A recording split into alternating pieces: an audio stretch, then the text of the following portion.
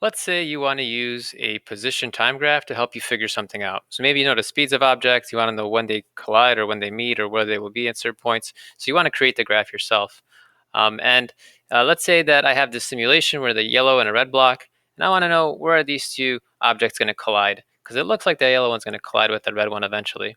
And so without guessing and checking, I can actually predict where that's going to happen because I do have some information here.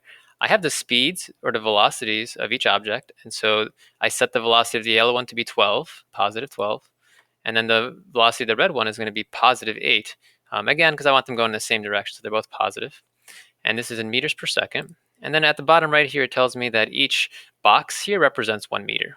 So what I can do is I can kind of figure out, okay, the front of the yellow one is about 23 meters away from the back of the red one. And if you don't understand why, maybe pause it and just kind of think about this image a little bit. But knowing that information, I should be able to go to graphical analysis now, and I should be able to start to create a position time graph that lets me figure that out. So go to manual entry, and on the top right, there's a table where you're going to put in some data. You know, or I know, where the yellow block is going to be in the beginning because I created my origin. I'm going to say the yellow block, the front of it, which is what I'm interested in tracking, is at 0.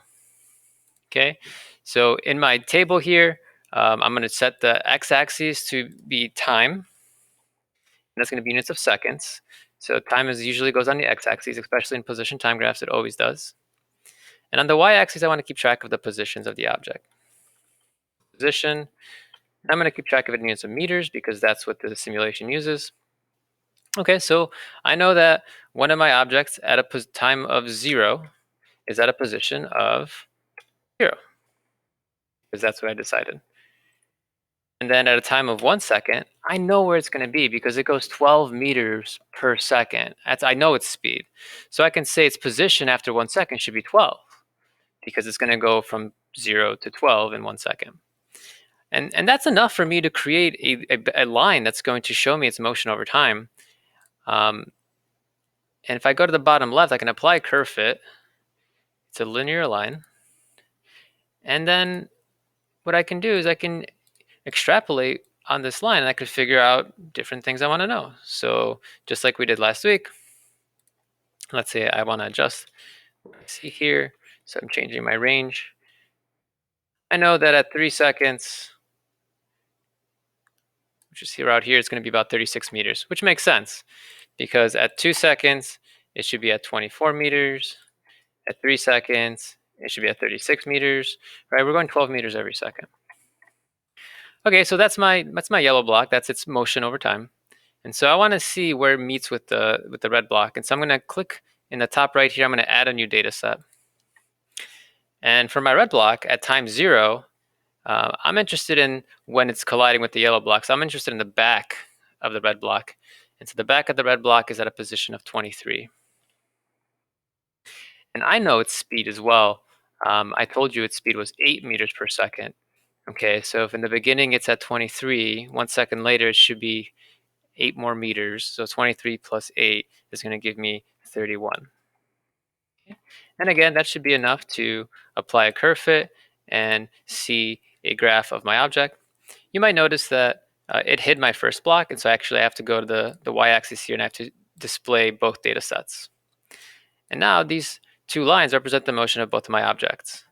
So what I can do is click in the bottom left, I can edit the graph options, and I can show more of this graph. So let's say 100, maybe 10 seconds out.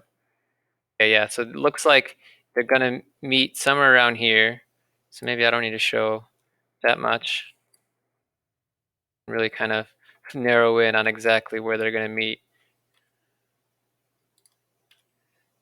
All right. So now I can see that they cross each other there. I have interpolate on, so I can try to find exactly what that point is. And it looks like they share a common position right about there. So around 69 meters, it looks like, or 5.75 seconds, they should collide. And so I'm going to try to make that work out for me. All right, so I know they intersect at 69 meters, which means that I need to find that in my simulation. And where is that? And not going to be easy because that's a pretty far distance, but each of these represents a meter. So this is 4, 8, 12, 16, 20,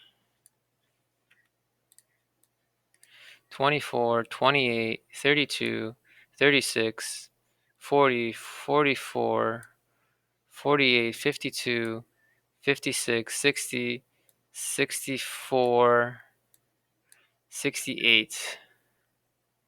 So 68 is right here, and 69 would be right there.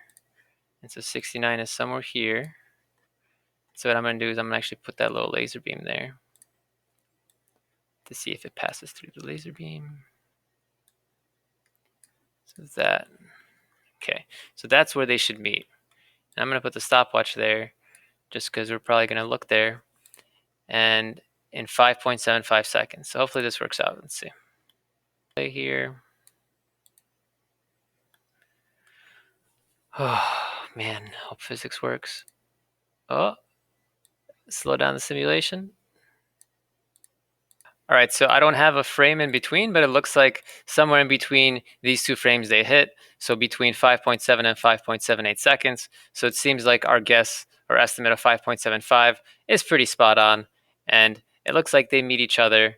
And not at exactly, well, yeah, it looks like it's probably exactly 69, but we can't really see that distance right there.